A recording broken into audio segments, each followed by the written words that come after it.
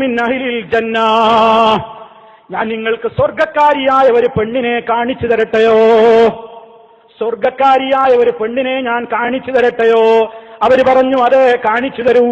Ibn Abbas റളിയല്ലാഹു അൻഹു പറയുകയാണ്, ഹാദിഹിൽ മർഅത്തു സൗദാ, ഇതായി നിൽക്കുന്ന കറുത്ത പെണ്ണാണ്, ഈ കറുത്ത സ്ത്രീയാണ്, കറുപ്പ് നിറമുള്ള ഈ സ്ത്രീയാണ് സ്വർഗാവകാശിയായ പെണ്ണ്. എന്തേ കാരണമെന്നോ, റസൂലുള്ളാഹിയുടെ കാലത്ത് അവർ ജീവിച്ചിരിക്കുമ്പോ നബി സല്ലല്ലാഹു അലൈഹി വസല്ലമിന്റെ കാലത്ത് ഈ സ്ത്രീ പോയിട്ട് നബി തങ്ങളോട് പറഞ്ഞു, പ്രവാചകരെ, എനിക്കൊരു അസുഖമുണ്ട്, അപസ്മാര രോഗിയായിട്ട് ഞാൻ ഇങ്ങനെ വീണു പോകുന്നു. ബോധമില്ലാതെ വീണു പോകുന്ന അസുഖം, അപസ്മാര രോഗിയായിക്കൊണ്ട് ഞാൻ ഇങ്ങനെ വീണു പോവുകയാണ് നബിയെ. മാത്രമല്ല, വീണു പോകുമ്പോ എനിക്കൊരു പ്രശ്നമുണ്ട്. ഞാനൊരിക്കലും മറ്റുള്ളവർ കാണരുതേ എന്ന് ജീവിതത്തിലെന്നും പ്രാർത്ഥിക്കുന്ന, മോഹിക്കുന്ന, ആഗ്രഹിക്കുന്ന എന്റെ നഗ്നത വെളിവാകുന്നു നബിയേ. അതെനിക്ക് സഹിക്കാൻ കഴിയുന്നില്ല. അതുകൊണ്ട് എനിക്ക് വേണ്ടി തങ്ങളൊന്ന് ദുആ ചെയ്യണേ. നബി സല്ലല്ലാഹു അലൈഹി വസല്ലം ആ സഹോദരിയോട് പറഞ്ഞു, ഇൻ സബർതി വലകിൽ ജന്ന, നീ ഉദ്ദേശിക്കുകയാണെങ്കിൽ നീ സഹിച്ചോളൂ, സഹനം കൈക്കൊണ്ടോളൂ, എങ്കിൽ നിനക്ക് സ്വർഗമുണ്ട്. ഇനി അതല്ല നീ ഉദ്ദേശിക്കുന്നുവെങ്കിൽ നിന്റെ അസുഖം ഭേദമാകാൻ ഞാൻ അല്ലാഹുവോട് തേടിക്കൊള്ളാം. പക്ഷേ ആ കറുത്തമുത്ത് ആ സഹോദരി സഹാബാവനിലെ എന്താണ് ഉമ്മമാരെ പറഞ്ഞത്? അസ്ബിറു യാ റസൂലല്ലാഹ്, അല്ലാഹുവിന്റെ റസൂലേ, ഞാൻ സഹിച്ചോളാം, എന്റെ രോഗം മാറണ്ട, ഞാൻ വീണോട്ടെ നബിയെ, എനിക്ക് സ്വർഗം കിട്ടുമല്ലോ. അപസ്മാര രോഗം മാറിയിട്ട് നരകത്തിൽ പോകുന്നതിനേക്കാൾ എനിക്ക് നല്ലത് അപസ്മാര രോഗിയായി ഞാൻ എത്ര തവണ ബോധം കെട്ട് വീണാലും എനിക്ക് സ്വർഗമുണ്ടോ നബിയെ, എങ്കിൽ അതാണ് എനിക്ക് വേണ്ടത്. പക്ഷേ എന്റെ പ്രിയപ്പെട്ട ഉമ്മമാരെ, പെങ്ങന്മാരെ, ഒരു കാര്യം കൂടി ആ ഉമ്മ പറഞ്ഞു, സഹോദരിമാരെ. എന്താ ഉമ്മ പറഞ്ഞതെന്നറിയോ? അതെല്ലാവരും ഒന്ന് കേൾക്കണം. അതെന്റെ നഗ്നത വെളിവാക്കി നടക്കുന്ന സഹോദരിമാരൊന്ന് ശ്രദ്ധിക്കണം. മനഃപൂർവ്വം തന്റെ ബോഡിയിലെ മാംസഭാഗങ്ങൾ അന്യപുരുഷന്മാർക്ക് കൊത്തിവലിക്കാൻ തുറന്നു കൊടുക്കുന്ന വസ്ത്രം ധരിച്ചുകൊണ്ട്, ആ ശൈത്താനെ മാത്രം സന്തോഷിപ്പിക്കുന്ന വേഷം ധരിച്ചുകൊണ്ട് നടക്കുന്ന പെണ്ണൊന്ന് കേൾക്കണം. ആ സഹോദരി റസൂലുള്ളാഹിയോട് പറയുകയാണ്, പ്രവാചകരെ, ഞാൻ സഹിച്ചോളാം, എനിക്ക് വീഴുന്നതിലല്ല പ്രശ്നം. പക്ഷേ നബിയെ, ഇന്നീ അതകശഫു, എന്റെ ഔറത്ത് ഞാൻ അറിയാതെ വെളിവായി പോകുന്നു നബിയേ. ഫദുല്ലാഹ ലീ അല്ലാ തകശഫ്, എന്റെ നഗ്നത വെളിവാകാതിരിക്കാൻ വീണോട്ടെ, എനിക്ക് പ്രശ്നമല്ല, സ്വർഗം കിട്ടുമല്ലോ. പക്ഷേ വീഴുന്ന നേരത്ത് പോലും ഞാൻ അറിയാതെ പോലും എന്റെ ബോഡിയിൽ നിന്ന് തുണി നീങ്ങിയിട്ട് അന്യര് കാണാൻ പറ്റാത്ത ഒരു ഭാഗം പോലും വെളിവാകുന്ന ഒരവസ്ഥ വരാതിരിക്കാൻ തങ്ങളൊന്ന് ദുആ ചെയ്യണേ.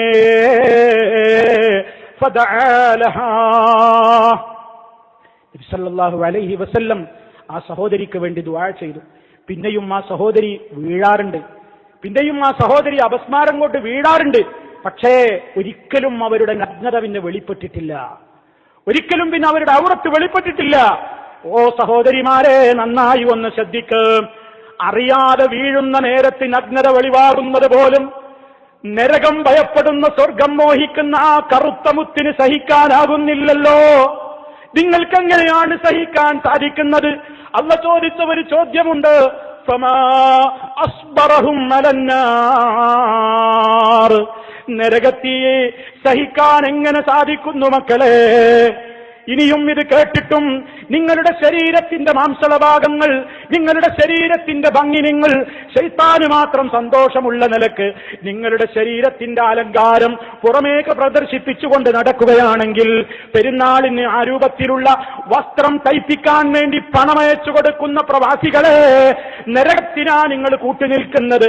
അത്തരത്തിലുള്ള പെണ്ണുങ്ങൾ ലാ യദ്ഖുൽനൽ ജന്ന, അവർ സ്വർഗത്തിൽ പ്രവേശിക്കുന്നത് പോകട്ടെ, വലാ യജിദുന റീഹഹാ, അതിന്റെ പരിമളം പോലും അവർക്ക് തടയപ്പെടുന്നു. അല്ലാഹു നമ്മുടെ സഹോദരിമാരെ കാത്തുരക്ഷിക്കുമാറാകട്ടെ. ആ സഹോദരിമാർക്ക് വസ്ത്രം തുന്നാൻ വേണ്ടി കാശ് അയച്ചു കൊടുക്കുന്ന നമ്മളെയും അല്ലാഹു കാത്തുരക്ഷിക്കുമാറാകട്ടെ. ഇതൊന്നും കേൾക്കാത്ത മട്ടിൽ പിന്നെയും ഔറത്ത് വെളിവാകുന്ന വസ്ത്രങ്ങളും വാങ്ങിക്കൊടുത്ത് ഫാഷന്റെയും അലങ്കാരങ്ങളുടെയും ലോകത്ത് നടന്നുവെങ്കിൽ ഈ കറുത്ത മുത്ത് അത് അപസ്മാര രോഗിയായി വീഴുന്ന നേരത്ത് പോലും അറിയാതെ ഒന്ന് ഔറത്ത് വെളിവാകുന്നതിലാണ് ഭയപ്പെട്ടതെങ്കിൽ അറിഞ്ഞുകൊണ്ട് തുറന്ന് നടക്കുന്ന നഗ്നത വെളിവാക്കുന്നവരെ ആ സഹോദരി പോയ സ്വർഗത്തിലേക്ക് പോകാൻ നമുക്ക് സാധിക്കുമോ? അതേ തിന്മകളിൽ നിന്ന് വിട്ടുനിൽക്കാൻ വല്ലാത്ത സഹനം വേണമെന്നാ പറഞ്ഞു വരുന്നത്. കാഴ്ച നഷ്ടപ്പെട്ടവരോട്, രണ്ട് കണ്ണും കാണാത്ത കാഴ്ച ശക്തി നഷ്ടപ്പെട്ടവരോട് നബി തങ്ങൾ പറഞ്ഞത് സ്വർഗമുണ്ട് നിങ്ങൾക്കെന്നാണ്.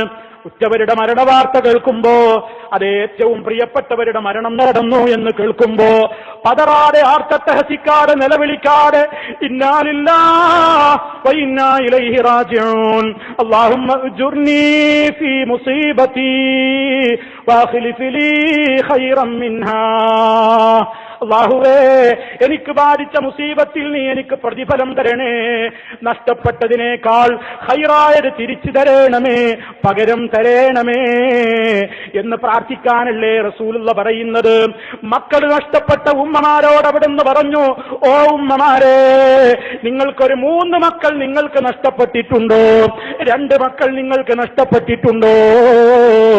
ഇല്ലാ കാനൂലഹ ഹിജാബം മിനന്നാർ, ആ മക്കളൊക്കെ നാളെ നിങ്ങൾക്ക് നരകത്തിയിൽ നിന്നുള്ള മറയാകുന്നു.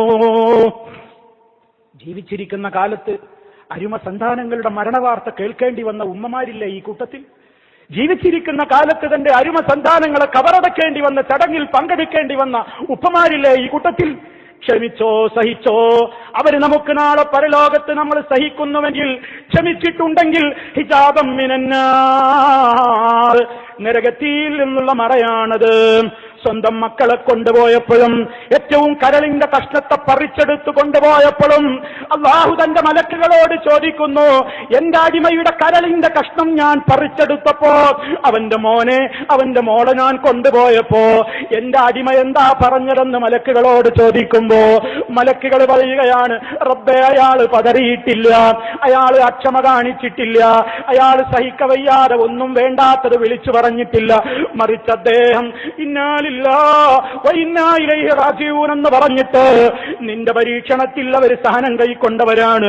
ഇത് പറയുന്ന നേരത്ത് അല്ലാഹു മലക്കുകളോട് പറയുകയാണ്, എങ്കിൽ ഇബ്നൂലി അബ്ദീ ബൈതൻ ഫിൽ ജന്ന വസമ്മൂഹു ബൈതൽ ഹംദ്, എന്റെ അടിമക്ക് സ്വർഗത്തിൽ ഒരു വീട് കൊടുക്കൂ. പ്രധാനപ്പെട്ട പ്രിയപ്പെട്ടവരെ മരിച്ചപ്പോൾ പോലും പതറാതെ ക്ഷമ കൈക്കൊണ്ട എന്റെ അടിമയോട് സ്വർഗത്തിലൊരു വീടുണ്ടെന്ന് പറയൂ, ആ വീടിന് ബൈത്തുൽ ഹംദ് എന്ന് പേരിടൂ. ബൈത്തുൽ ഹംദ് എന്ന പേരിലുള്ള ഒരു സ്വർഗം അല്ലാഹുവിന്റെ പരീക്ഷണത്തിൽ ക്ഷമ കൈക്കൊണ്ട രക്ഷിതാക്കൾക്കുണ്ടെന്ന് ഉറ്റവരെ പിടിച്ചുകൊണ്ടുപോയപ്പോഴും, കരളിന്റെ കഷ്ടമായ മക്കളെ പറിച്ചുകൊണ്ടുപോയപ്പോഴും ക്ഷമകേടിന്റെ വാക്കുകൾ ഉരിയാടാതെ, മാറത്തടിക്കാതെ, അട്ടഹസിക്കാതെ, ആത്മഹത്യ ചെയ്യാതെ, ഒരു നിലക്കും പാപങ്ങൾ പറയാതെ ക്ഷമിച്ചവർക്ക് ബൈത്തുൽ ഹംദ് എന്ന സ്വർഗമുണ്ടെന്നാണ് മഹാനായ നബി സല്ലല്ലാഹു അലൈഹി വസല്ലം പഠിപ്പിച്ചു തന്നിട്ടുള്ളത്. അമ്പിയാക്കളേറെ സഹിച്ചവരല്ലേ. അയ്യൂബ് നബി അലൈഹിസ്സലാമിന്റെ ചരിത്രം വിശദീകരിക്കേണ്ടതില്ലല്ലോ.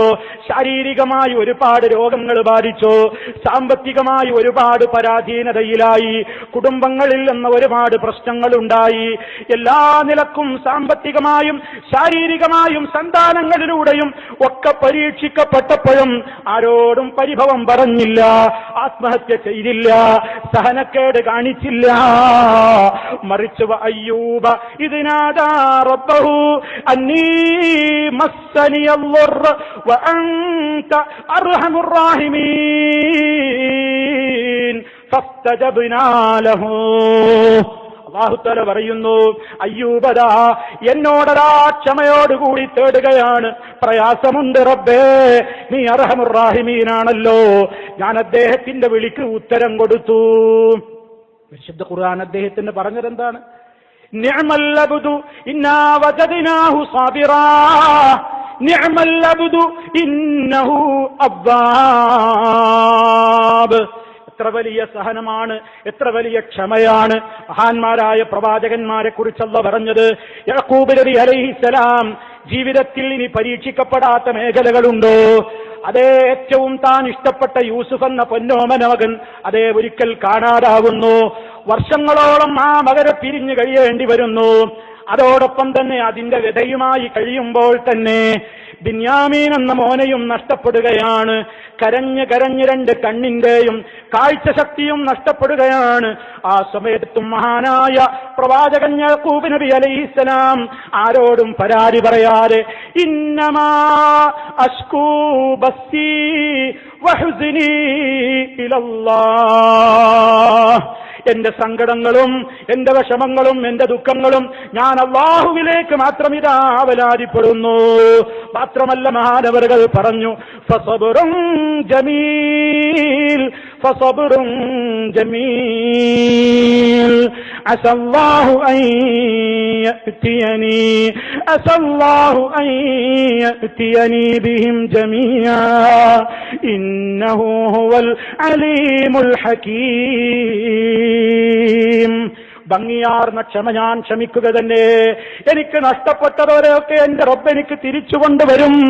ആ ഒരു വലിയ പ്രതീക്ഷയോടെ സഹിക്കുന്നു യാക്കൂബ് അലൈഹിസ്സലാം. ഇതെല്ലാ പ്രവാചകന്മാരുടെയും ചരിത്രമാണ്. മഹാനായ നബിയുനാ മുഹമ്മദുർ റസൂലുള്ളാഹി സ്വല്ലല്ലാഹു അലൈഹി വസല്ലം ചെറുപ്പത്തിലെ അനാഥത്വം എന്ന പരീക്ഷണം, തന്നെ സംരക്ഷിച്ചു പോന്നിരുന്ന ഉപ്പാപ്പയുടെ മരണം, ശേഷമതാ പിതൃവനായ അബൂ താലിബിന്റെ മരണം, തന്റെ പ്രിയസഖിയായിരുന്ന ഖദീജ റളിയല്ലാഹു അൻഹയുടെ മരണം, എത്രയെത്ര മരണങ്ങൾക്കാ സാക്ഷിയാകുന്നത്. തീർന്നില്ല പ്രിയമുള്ളവരെ. തന്റെ ജീവിതത്തിൽ ഉണ്ടായിട്ടുള്ള അരുമ സന്താനങ്ങളൊക്കെയും തന്റെ ജീവിതത്തിൽ ഫാത്തിമ റളിയല്ലാഹു അൻഹ ഒഴികെയുള്ളവരൊക്കെ മരിച്ചു തീരുന്നു. ഉണ്ടാകുന്ന ആൺകുട്ടികളൊക്കെ മരിക്കുകയാണ്. ഖാസിം എന്ന കുഞ്ഞുമോൻ മരിക്കുന്നു, അബ്ദുള്ള എന്ന കുഞ്ഞുമോൻ മരിക്കുന്നു, ഇബ്രാഹിം എന്ന കുഞ്ഞുമോൻ മരിക്കുന്നു. ജീവിതത്തിൽ ഉണ്ടായ ആൺകുട്ടികളൊക്കെയും മരണപ്പെടുകയാണ്. തീർന്നില്ല. താൻ ജീവിച്ചിരിക്കെ തന്നെ തന്റെ കൂടെ ഉണ്ടായിരുന്ന 4 പെൺമക്കളിൽ 3 മരിച്ചു പോവുകയാണ്. റുഖയ്യ റളിയല്ലാഹു അൻഹ മരിച്ചു പോകുന്നു. അതുപോലെ തന്നെ സൈനബ റളിയല്ലാഹു അൻഹ മരിച്ചു പോകുന്നു. ഉമ്മു കുൽസൂം റളിയല്ലാഹു അൻഹ മരിച്ചു പോകുന്നു. ഇനി ആരായി ഉപ്പയുടെ ജീവിതത്തിൽ ബാക്കിയുള്ളത്? അതേ ജീവിതത്തിൽ തന്റെ കണ്ണുകൊണ്ട് ദർശിക്കാൻ ഭാഗ്യം കിട്ടിയ മക്കളെയൊക്കെയും റബ്ബ് താൻ ജീവിച്ചിരിക്കെ തന്നെ കൊണ്ടുപോകുന്നു. ഫാത്തിമ റളിയല്ലാഹു അൻഹ മാത്രമാണ് ജീവിച്ചിരിക്കുന്നത്. ആ മോളോട് അവസാനം മരിക്കുന്ന നേരത്ത് പരാതിയായ നിലക്കൊന്നുമല്ല, സന്തോഷത്തോടെ ഒരു വാക്ക് പറഞ്ഞു, മോളെ ഉപ്പ പോവുകയാണ്, ഉപ്പ പരലോകത്തേക്ക് നീങ്ങുകയാണ്, ഉപ്പ നല്ലൊരു ലോകത്തേക്ക് പോവുകയാണ്. അത് കേട്ട് ഫാത്തിമ റളിയല്ലാഹു അൻഹ കരഞ്ഞപ്പോൾ മഹാനായ നബി സല്ലല്ലാഹു അലൈഹി വസല്ലം മകളോട് പറഞ്ഞു, മോളെ ആദ്യമായി എന്നോട് ചേരുന്നത് നീ ആയിരിക്കും ഫാത്തിമ. മഹദിയായ ഫാത്തിമ റളിയല്ലാഹു അൻഹ മാത്രമാണ് റസൂലുള്ളാഹിന്റെ വഫാത്തിന്റെ ശേഷം വഫാത്തായത്. മറ്റുള്ള മക്കളൊക്കെ ജീവിതകാലത്ത് മരിച്ചു തീർന്നു. ഇത്ര വലിയ ഒരു പരീക്ഷണം ആർക്കെങ്കിലും ഉണ്ടായിട്ടുണ്ടോ? നമുക്കാർക്കെങ്കിലും ഉണ്ടായിട്ടുണ്ടോ? എന്നിട്ടും നബി സല്ലല്ലാഹു അലൈഹി വസല്ലം സഹിച്ചിട്ടുണ്ട്. അവിടുന്ന് പതറിയിട്ടില്ല. എല്ലാ രംഗത്തും പരീക്ഷണമുണ്ടായി, പീഡനങ്ങളുണ്ടായി. കഴുത്തിൽ പിടിമുറുക്കിയിട്ട് കൊല്ലാൻ നോക്കിയിട്ടുണ്ട് കഅബയുടെ സമീപത്ത് വെച്ച്. നിസ്കരിക്കുന്ന നേരത്ത് എന്നോ അറുത്തിട്ട ചീഞ്ഞളിഞ്ഞ ഒട്ടകത്തിന്റെ കുടലും അതുപോലെ തന്നെ അതിന്റെ വയറ്റിന്റെ അകത്തുള്ള വസ്തുക്കളുമൊക്കെ ശരീരത്തിൽ കൊണ്ടുവന്ന് ചാർത്തിയിട്ടുണ്ട്. അതുപോലെ തന്നെ വിരുന്നിനെന്ന നിലക്ക് വിളിച്ചു വരുത്തിയിട്ട് വിഷമൂട്ടിയ മാംസം കൊടുത്ത് കൊല്ലാൻ ശ്രമിച്ചിട്ടുണ്ട്. വീട്ടിലേക്ക് വലിയ രൂപത്തിൽ സ്നേഹം ഭാവിച്ച് വിളിച്ചു വരുത്തിയിട്ട് വീടിന്റെ പിൻവശത്തുള്ള മതിലിലൂടെ പാറക്കല്ലിട്ടുകൊണ്ട് റസൂലുള്ളാഹിന്റെ തല വിളർത്തി കൊല്ലാൻ വേണ്ടി ശ്രമിച്ചിട്ടുണ്ട്. പീഡനങ്ങൾ ഒരുപാട് ഏറ്റുവാങ്ങിയിട്ടുണ്ട്. അങ്ങനെ ശാരീരികമായും സാമ്പത്തികമായും മാനസികമായും മക്കള് കാരണമായുമൊക്കെ ആ നിലക്കുള്ള ഒരുപാട് പരീക്ഷണങ്ങൾക്ക് നബി സല്ലല്ലാഹു അലൈഹി വസല്ലമ വിധേയമായപ്പോൾ പോലും പതറാതെ ഒരിക്കലും പിടിച്ചു നിൽക്കുന്നു. വലിറബ്ബിക ഫസ്ബിർ, വലിറബ്ബിക ഫസ്ബിർ. നബിയെ സഹിച്ചോളണം. ഫസ്ബിർ കമാ സബറ ഉലുൽ അസ്മി മിനർ റസുൽ. ഫസ്ബിർ, ക്ഷമിച്ചോളണം, സഹിച്ചോളണം നബിയെ. കമാ സബറ, സഹിച്ചതുപോലെ ഉലുൽ അസ്മി മിനർ റസുൽ, പ്രവാചകന്മാരിലെ ധീരന്മാരായ ആളുകളൊക്കെ സഹിച്ചതുപോലെ സഹിക്കണേ നബിയേ. മഹാനായ നബി സല്ലല്ലാഹു അലൈഹി വസല്ലമിനോട് റബ്ബ് അങ്ങനെ തന്നെ കൽപ്പിച്ചു. ആ കൽപ്പന അല്ലാഹുവിന്റെ റസൂൽ പാലിച്ചു. അവിടുന്ന് ലോകത്തോട് പറഞ്ഞു, പ്രയാസഘട്ടങ്ങളിലും വിഷമഘട്ടങ്ങളിലുമൊക്കെ നിങ്ങൾ ദിക്റ് ചൊല്ലിക്കോ, നിങ്ങളുടെ മനസ്സിനെ നിങ്ങൾ തൗഹീദിൽ ഉറപ്പിച്ചു നിർത്തിക്കോ. കാരണം എന്താണ്? തൗഹീദിൽ നിന്ന് മനുഷ്യൻ തെറ്റിപ്പോകാൻ കാരണമാകുന്നത്, ശിർക്കിലേക്ക് മനുഷ്യൻ തെറ്റിപ്പോകാൻ കാരണമാകുന്നത് അടിക്കടി രോഗമുണ്ടാകുമ്പോഴാണ്, അടിക്കടി കടബാധ്യത പെരുകുമ്പോഴാണ്, ഉടനെ മരണങ്ങൾ ഉണ്ടാകുമ്പോഴാണ്, ഉടനെ പ്രതിസന്ധികൾ ഉണ്ടാകുമ്പോഴാണ്.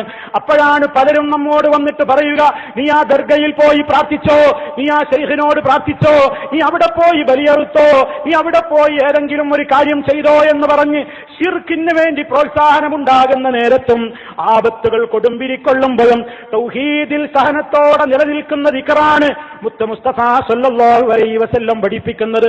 ലാ ഇലാഹ ഇല്ലല്ലാഹുൽ അസീമുൽ ഹലീം, ലാ ഇലാഹ ഇല്ലല്ലാഹു റബ്ബുൽ അർശിൽ അസീം, ലാ ഇലാഹ ഇല്ലല്ലാഹു റബ്ബുസ് സമാവാതി വറബ്ബുൽ അർളി വറബ്ബുൽ അർശിൽ കരീം.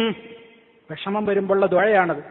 വിഷമം വരുമ്പോൾ പ്രത്യേകിച്ച് ലാ ഇലാഹ ഇല്ലല്ലാഹ് ആവർത്തിപ്പിക്കുന്നത് എന്തിനാ? വിഷമം വരുമ്പോൾ ആ ശിർക്കിലേക്ക് പോകുക, റബ്ബല്ലാത്തവർക്ക് നേർച്ച കൊടുക്കുക, റബ്ബല്ലാത്തവർക്ക് വേണ്ടി അറവ് നടത്തുക, റബ്ബല്ലാത്തവരുടെ പേരിൽ സത്യം ചെയ്യുക, അള്ളാഹു വിരോധിച്ചിട്ടുള്ള അള്ളാഹു അല്ലാത്തവരെ വിളിച്ച് പ്രാർത്ഥിക്കുന്ന മഹാപാതകത്തിലേക്ക് കൂപ്പുകുത്തുക. വിഷമങ്ങൾ വരുമ്പോഴാ, വിഷമമുള്ള നേരത്തും ഒരിക്കലും നീ പതറാതെ നീ നിന്റെ റബ്ബിലേക്ക് തന്നെ, ഏത് കൊടും പാപിയാണ് നീ എങ്കിലും കൂമ്പാരമായി നീ തെറ്റു ചെയ്താൽ തന്നെയും നീട്ടുന്ന കൈ തട്ടാത്ത റബ്ബ പിന്നെയും ആരുണ്ടെനിക്കിന്നെന്റെ റബ്ബല്ലാതെ എന്നും പറഞ്ഞ് നീ കേഴണം വല്ലാതെ. ഏത് പ്രതിസന്ധി ഘട്ടത്തിലും എനിക്കെന്റെ റബ്ബുണ്ട്, അവൻ എന്നെ കൈവടിയുകയില്ല, ഇതൊക്കെ എനിക്ക് ഖൈറാണ്, ഖൈറല്ലാത്ത ഒന്ന് എനിക്കെന്റെ റബ്ബ് തരൂല. പക്ഷേ ഇപ്പോൾ എനിക്കത് മനസ്സിലാകുന്നില്ലെന്ന് മാത്രം സഹിക്കുന്നു, ക്ഷമിക്കുന്നു. അല്ലാഹു റബ്ബി വലാ ഉശ്രികു ബിഹി ശൈആ. പ്രയാസം ഉണ്ടാകുമ്പോ അള്ളാഹിന്റെ റസൂല് പറഞ്ഞ മന്ത്രാണത്. അല്ലാഹു റബ്ബി, അവനാണ് എന്റെ രക്ഷിതാവ്, വലാ ഉശ്രികു ബിഹി ശൈആ, ഞാൻ അവരിൽ ഒന്നിനെയും പങ്കുചേർക്കുകയില്ല എന്ന ആ മഹനീയമായ തൗഹീദ്. ഇങ്ങനെ സഹോദരന്മാരെ, സഹനത്തിന്റെ എല്ലാ മേഖലകളിലും, ഏത് മേഖലകളിലും നമുക്ക് സഹിക്കാനാവണം. നന്മയുടെ കാര്യത്തിൽ, തിന്മകൾ വർജിക്കുന്നതിൽ, ജീവിത പരീക്ഷണങ്ങളുടെ ഘട്ടങ്ങളിൽ, ഇസ്ലാമിക പ്രബോധനത്തിന്റെ രംഗത്ത്, അതുപോലെ തന്നെ എല്ലാ രൂപത്തിലുള്ള കാര്യങ്ങളിലും ഇസ്ലാമിക നിയമങ്ങളോർത്തുകൊണ്ട് സഹിക്കണം. ഒരു രാജ്യത്തിന്റെ നിയമങ്ങൾ അനുസരിക്കാനും സഹനം വേണം. നാം ജീവിക്കുന്ന ഈ ഭൂമി, ഇമാറാത്ത് എന്ന് പറയുന്ന പ്രദേശം, ഒട്ടേറെ പ്രവാസികളുടെ അടുപ്പിൽ തീപുകയുന്നു. ഈ നാട്ടിൽ വന്നുകൊണ്ട് നമ്മൾ അധ്വാനിക്കുകയാണ്. ഇവിടുത്തെ നിയമങ്ങൾ അനുസരിക്കാൻ നമ്മൾ ബാധ്യസ്ഥരാണ്. ഒരിക്കലും ഭീകരവാദത്തിന്റെ, തീവ്രവാദത്തിന്റെ, വിഘടനവാദത്തിന്റെ ഒരു ഭാഗത്തേക്ക് പോലും ഒരു മുസൽമാൻ എത്തി നോൽക്കാൻ പാടില്ല. ഏത് മതക്കാരനാണെങ്കിലും ആരുടെയും തലയെറുക്കാനും രക്തം ചിന്താനും ഇസ്ലാം അനുവദിച്ചിട്ടില്ല. എന്തിനെക്കുറിച്ചും അഭിപ്രായം പറയുമ്പോ അത് വളരെ ഉഷാറാണെന്ന് പറയുന്നതിന്റെ മുമ്പേ ഇസ്ലാമിനെ കുറിച്ച് പഠിക്കാതെ ഒരു രാജ്യത്ത് നടക്കുന്ന കലാപങ്ങളെയും ന്യായീകരിക്കാൻ പോകണ്ട. അള്ളാഹു ഫലസ്തീനിലെ മുസ്ലിമീങ്ങൾക്ക്, ഇറാഖിലെ മുസ്ലിമീങ്ങൾക്ക്, അതുപോലെ തന്നെ മറ്റു പല രാജ്യങ്ങളിലും പ്രയാസങ്ങൾ അനുഭവിച്ചു കൊണ്ടിരിക്കുന്ന മുസ്ലിമീങ്ങൾക്ക് അള്ളാഹു ഇസ്സത്ത് പ്രദാനം ചെയ്യട്ടെ. ഈ രാജ്യത്തിന് അള്ളാഹു കൂടുതൽ കൂടുതൽ പുരോഗതി ഇനിയും പ്രദാനം ചെയ്യുമാറാകട്ടെ. ഈ രാജ്യത്തിന്റെ ഭരണാധികാരികൾക്ക് കൂടുതൽ കൂടുതൽ നല്ല നല്ല നിയമങ്ങൾ റബ്ബിനെ ഭയപ്പെട്ടുകൊണ്ട് പ്രവർത്തിക്കുവാനുള്ള തൗഫീഖ് നൽകി അനുഗ്രഹിക്കുമാറാകട്ടെ. ഈ രാജ്യത്തിന്റെ ഖലീഫ അസുഖബാധിതനാണ്, അള്ളാഹു അദ്ദേഹത്തിന് ശിഫ നൽകി അനുഗ്രഹിക്കുമാറാകട്ടെ. ഒരുപാട് സഹോദരീ സഹോദരന്മാർ, നമ്മുടെ മാതാപിതാക്കൾ, ബന്ധുമിത്രാദികൾ, നമ്മളിൽ പലരും അതാ രോഗികളാണ്, പ്രയാസമുള്ളവരാണ്, പല രൂപത്തിലുള്ള വിഷമങ്ങളുള്ളവരാണ്. മക്കൾ കാരണം മാനസികമായി വിഷമം അനുഭവിക്കുന്ന ഒരുപാട് ഉമ്മമാരുണ്ട്, മക്കളുടെ പേരിൽ വിഷമിക്കുന്നവരുണ്ട്, മാതാപിതാക്കളുടെ കാര്യത്തിൽ വിഷമമനുഭവിക്കുന്ന മക്കളുണ്ട്, സന്താനങ്ങളുടെ കാര്യത്തിൽ വിഷമം സഹിക്കുന്ന ആളുകളുണ്ട്, രോഗം കാരണമായി വിഷമിക്കുന്നവരുണ്ട്, ദാരിദ്ര്യം കൊണ്ട് വിഷമിക്കുന്നവരുണ്ട്, വിവാഹിതരാവാതെ പെൺമക്കൾ പുരനിറഞ്ഞു നിൽക്കുന്നതിൽ സങ്കടപ്പെടുന്ന രക്ഷിതാക്കളുണ്ട്, യോജിച്ചവർ ജോലി കിട്ടിയിട്ടില്ലാത്തതിന്റെ പേരിൽ പ്രയാസപ്പെടുന്ന എത്രയോ ആളുകളുണ്ട്. ഒരുപാട് കാലമായി പ്രവാസ ലോകത്തെങ്കിലും ഹറാമിലൂടെ ഞാൻ ധനം നേടില്ല എന്ന പിടിവാശിയും തഖ്വയും സബറുമുള്ളത് കൊണ്ട് ഒരു വീട് വെക്കാൻ പോലും കഴിയാതെ ഇന്നും ഹക്കിന്റെ മാർഗത്തിൽ ഉറച്ചു നിൽക്കുന്ന നല്ലവരായ ചെറുപ്പക്കാരുണ്ട്. ഹറാമായ രൂപത്തിലുള്ള ജോലികൾ, എത്ര വലിയ ശമ്പളമുണ്ടെങ്കിലും എനിക്ക് വേണ്ടെന്ന നിലക്ക് റബ്ബിനെ ഭയപ്പെട്ടുകൊണ്ട് തഖ്വയുടെ മാർഗത്തിൽ സഹനത്തോടെ പിടിച്ചു നിന്നുകൊണ്ട് പ്രവർത്തിച്ചുകൊണ്ടിരിക്കുന്ന ചെറുപ്പക്കാരുണ്ട്. അല്ലാഹുവേ, എല്ലാവർക്കും നീ അർഹമായ പ്രതിഫലം നൽകണേ. ഞങ്ങൾക്കെല്ലാം സഹനം പ്രദാനം ചെയ്യണമേ. ഞങ്ങളുടെ എല്ലാവിധത്തിലുള്ള കാര്യങ്ങളിലും നീ സഹനം നൽകി അനുഗ്രഹിക്കണേ. നന്മകൾ ചെയ്യാൻ നീ ഞങ്ങൾക്ക് സഹനം തരണം. ഒരു നിസ്കാരം കഴിഞ്ഞാൽ ഒരു സുബ്ഹാനല്ലാഹ് 33 തവണ പറയാനുള്ള സബർ പോലും ഇല്ലാത്തവരാണ് നമ്മളൊക്കെ. ഒന്ന് ഉളുവെടുത്ത് കിടന്നുറങ്ങാനുള്ള ക്ഷമ പോലും ഇല്ലാത്തവരാണ്. റബ്ബിന് ഇഷ്ടമുള്ള ഒരു ചെറിയ കാര്യം പോലും ചെയ്യാൻ ക്ഷമയില്ലാത്തവരാണ്. ഫജ്റിന് എഴുന്നേൽക്കാൻ മടിയുള്ളവരാണ്. ആവർത്തിക്കട്ടെ, മുൽത്തഖ പരിപാടിക്ക് വന്നിട്ട് ഫജ്ർ നഷ്ടപ്പെട്ടു എന്ന് വരരുത്. വീട്ടിലെത്തിയാൽ ഉറങ്ങാതെ കാത്തിരുന്നുകൊണ്ടെങ്കിലും നാളത്തെ ഫജ്ർ നഷ്ടപ്പെടല്ല. പടച്ച റബ്ബിന്റെ കോടതിയിൽ നമുക്ക് പോകണം. സഹിക്കുന്നത് അല്ലാഹ്ക്ക് വേണ്ടിയാണ്, ആർക്കും വേണ്ടിയല്ല നമ്മൾ സഹിക്കുന്നത്. നമ്മൾ പ്രവർത്തിക്കുന്നത്, നമ്മൾ അധ്വാനിക്കുന്നത്, നമ്മൾ പ്രസംഗിക്കുന്നത്, എഴുതുന്നത്, പോസ്റ്റർ ഒട്ടിക്കുന്നത്, അതുപോലെ തന്നെ ഫ്ലക്സ് പ്രചരിപ്പിക്കുന്നത് റബ്ബിന് വേണ്ടിയാണ്. റബ്ബിന്റെ പൊരുത്തമാണ് നമ്മൾ ലക്ഷ്യം വെക്കുന്നത്. അതിൽ റിയാവ് കലർന്നു പോകരുത്. ആ നിലക്കുള്ള ദുഷിച്ച രൂപത്തിലുള്ള ഒരു ചിന്തകളും കലർന്നു പോകരുത്. ഇഖ്ലാസ് നഷ്ടപ്പെടുത്തരുത്. ആരെയും കാണിക്കാനല്ല നമ്മുടെ പ്രവർത്തനങ്ങൾ. നമുക്ക് നമ്മുടെ ഖബറിൽ ശാന്തി വേണം, നമുക്ക് പരലോകത്ത് ശാന്തി വേണം. സ്വർഗലോകത്തിലേക്ക് അതേ ഉദ്ഖുലൂഹാ ബിസലാം, സലാമുൻ അലൈക്കും ബിമാ സബർത്തും. മലക്കുകൾ നമ്മോട് പറയണം. നമ്മോട് മാത്രമല്ല, നമ്മുടെ മക്കളോട് പറയണം, നമ്മുടെ ഭാര്യയോട് പറയണം, നമ്മുടെ ഭർത്താവിനോട് പറയണം, നമ്മുടെ ഉമ്മയോട് പറയണം, ഉപ്പയോട് പറയണം. കുടുംബമൊന്നാകെ സ്വർഗവാതിലിന്റെ സമീപത്ത് ഇങ്ങനെ പോയി നിൽക്കുമ്പോ അല്ലാഹുവിന്റെ മലക്കുകൾ നമ്മോട് പറയണം, ഉദ്ഖുലൂഹാ ബിസലാം, പ്രവേശിച്ചോളൂ സ്വർഗത്തിലേക്ക്. സലാമുൻ അലൈക്കും, നിങ്ങൾക്ക് സമാധാനം. ബിമാ സബർത്തും, നിങ്ങൾ സഹിച്ചവരാണ്, നിങ്ങൾ ക്ഷമിച്ചവരാണ്, നന്മ ചെയ്യാൻ ക്ഷമിച്ചവരാണ്, സുബഹിക്കെഴുന്നേൽക്കാൻ ക്ഷമിച്ചവരാണ്, സിനിമ കാണൂലെന്ന് സഹിച്ചവരാണ്, സീരിയൽ കാണൂലെന്ന് സഹിച്ചവരാണ്, മ്യൂസിക് കേൾക്കില്ലെന്ന് സഹിച്ചവരാണ്, ഹറാം കാണില്ലെന്ന് സഹിച്ചവരാണ്, വിചാരത്തില്ലെന്ന് വിട്ടുനിന്നവരാണ്, മദ്യത്തിന്റെയും ലഹരിയുടെയും സെക്സിന്റെയും ലോകത്ത് നിന്ന് വിട്ടുനിന്നവരാണ്, ഉമ്മമാരെ സ്നേഹിച്ചവരാണ്, മാതാപിതാക്കളെ ആദരിച്ചവരാണ്, അയൽക്കാരെ ബഹുമാനിച്ചവരാണ്, പണ്ഡിതന്മാരെ ബഹുമാനിച്ചവരാണ്, ഇസ്ലാമിക രംഗത്ത് പ്രവർത്തിച്ചവരാണ്. ഏറെ സഹിച്ചില്ലേ നിങ്ങൾ? അതുകൊണ്ട് ഒരുപാട് കേട്ടിട്ടുണ്ട്, ഒരുപാട് പരിഹസിക്കപ്പെട്ടിട്ടുണ്ട്, ഒരുപാട് പുച്ഛിക്കപ്പെട്ടിട്ടുണ്ട്. വീട്ടിൽ നിന്നും നാട്ടിൽ നിന്നും മഹലിൽ നിന്നും അതുപോലെ തന്നെ പലയിടങ്ങളിൽ നിന്നും പലരും പുറത്താക്കിയിട്ടുണ്ട്. പക്ഷേ അവിടെയൊക്കെ നിങ്ങൾ പുറത്താക്കപ്പെട്ടു. ഇവിടെ ഇന്നിതാ നിങ്ങൾ അകത്താക്കുകയാണ്. ഉദ്ഖുലൂഹാ, കയറിക്കോ. സലാമുൻ അലൈക്കും, സലാമുൻ അലൈക്കും, നിങ്ങൾക്ക് സലാം. പലരും നിങ്ങോട് സലാം ഒഴിവാക്കിയില്ലേ? പലരും നിന്നെ കാഫിറെന്ന് വിളിച്ചില്ലേ? പലരും നിന്നെ പിഴച്ചവനെന്ന് പറഞ്ഞില്ലേ? പലരും നിന്നോട് സലാം ഒഴിവാക്കിയില്ലേ? അപ്പോഴും നീ സഹിച്ചില്ലേ? അതുകൊണ്ട് ഇതാ എവിടെയും വേണ്ട നിനക്ക് സലാം, ഇവിടെ നിനക്ക് സലാം. സലാമുൻ അലൈക്കും, സലാമുൻ അലൈക്കും ബിമാ സബർത്തും, ബിമാ സബർത്തും, നിങ്ങൾ സഹിച്ചവരാണ്, ക്ഷമിച്ചവരാണ്. ആ സഹനത്തിന്റെ പാതയിലേക്ക്, ക്ഷമയുടെ പാതയിലേക്ക് മുന്നേറണേ. ഇൻഷാ അല്ലാഹ് ഇനിയും നമുക്ക് പലതും സംസാരിക്കുവാനുണ്ട്. അല്ലാഹുവിന്റെ തൗഫീഖ് കൊണ്ട് ഷാർജ എക്സ്പോ സെന്ററിലും ഈ വർഷം നമുക്ക് മലയാള പ്രഭാഷണത്തിന് പുതിയതായിട്ടൊരു അനുഗ്രഹം, അനുവാദം ലഭിച്ചിട്ടുണ്ട്. അല്ലാഹുവേ, നീ സ്വീകരിക്കണമേ. 18-ാം തീയതി വെള്ളിയാഴ്ച ആ പ്രോഗ്രാമുണ്ട്. നിങ്ങളൊക്കെ വരണമെന്ന് ഓർമ്മപ്പെടുത്തിക്കൊണ്ട് ഞാൻ അവസാനിപ്പിക്കുകയാണ്. എല്ലാ രംഗത്തും അല്ലാഹു സഹനം പ്രദാനം ചെയ്യുമാറാകട്ടെ. എല്ലാ വിഷമങ്ങളിൽ നിന്നും അല്ലാഹു നമുക്ക് കാവൽ നൽകുമാറാകട്ടെ.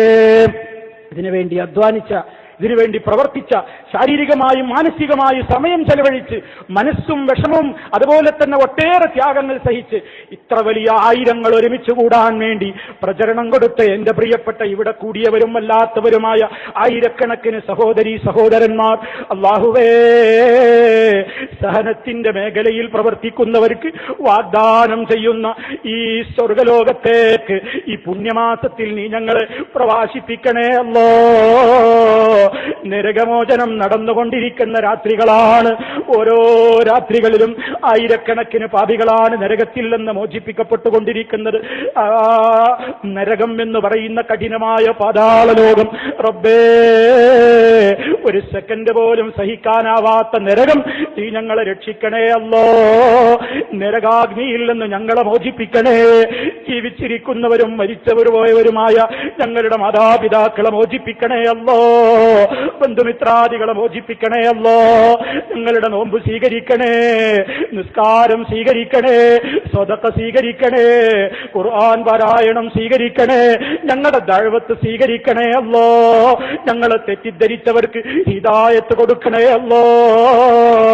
അല്ലാഹുമ്മ റബ്ബനാ തഖബ്ബൽ മിന്നാ ഇന്നക അൻതസ് സമീഉൽ അലീം وتب علينا إنك أنت التواب الرحيم. اللهم احفظ دولة الإمارات من الفتن ما ظهر منها وما بطن. اللهم سدد خطى حاكمنا يا ذا الجلال والإكرام. اللهم اجعل هذا البلد آمنا مطمئنا وسائر بلاد المسلمين. اللهم ارحم شيوخ الإمارات الذين انتقلوا إلى رحمتك. اللهم وفق ولاة أمورنا لما تحبه وترضاه. اللهم اجعلنا من الصابرين. اللهم اجعلنا من الصابرين. اللهم اجعلنا من الصابرين. اللهم توفنا مسلمين وألحقنا بالصالحين. اللهم اعتقنا من النار وادخلنا الجنة يا رب العالمين. اللهم إنك عفو كريم تحب العفو فاعف عنا. اللهم تقبل منا صيامنا وقيامنا وسائر أعمالنا خالصة لك في وجهك الكريم. ربنا تقبل منا إنك أنت السميع العليم. اللهم صل على محمد وعلى آل محمد. والسلام عليكم ورحمة الله وبركاته. സഹോദരങ്ങളെ, നമ്മുടെ പ്രോഗ്രാം ഇവിടെ അവസാനിക്കുകയാണ്. അസ്സബുർ മിഫ്താഹുൽ ജന്ന എന്ന വിഷയത്തിൽ വൈജ്ഞാനികമായി പ്രമാണബദ്ധമായി പ്രഭാഷണം നടത്തിയ ബഹുമാന്യ പണ്ഡിതൻ ഹുസൈൻ സൽഫി അവർക്ക് ആത്മാർത്ഥമായ നന്ദി രേഖപ്പെടുത്തുന്നു. ഈ ഫോറത്തിൽ പങ്കെടുത്ത വിശിഷ്ടാതിഥികൾ, പ്രത്യേകിച്ച് കുവൈത്തിൽ നിന്നെത്തിയ KKIC പ്രസിഡന്റും വിസ്ഡം ഗ്ലോബൽ ഇസ്ലാമിക് മിഷൻ ചെയർമാനുമായ ഷെയ്ഖ് PN അബ്ദുൽ ലത്തീഫ് മദനി, അതുപോലെ തന്നെ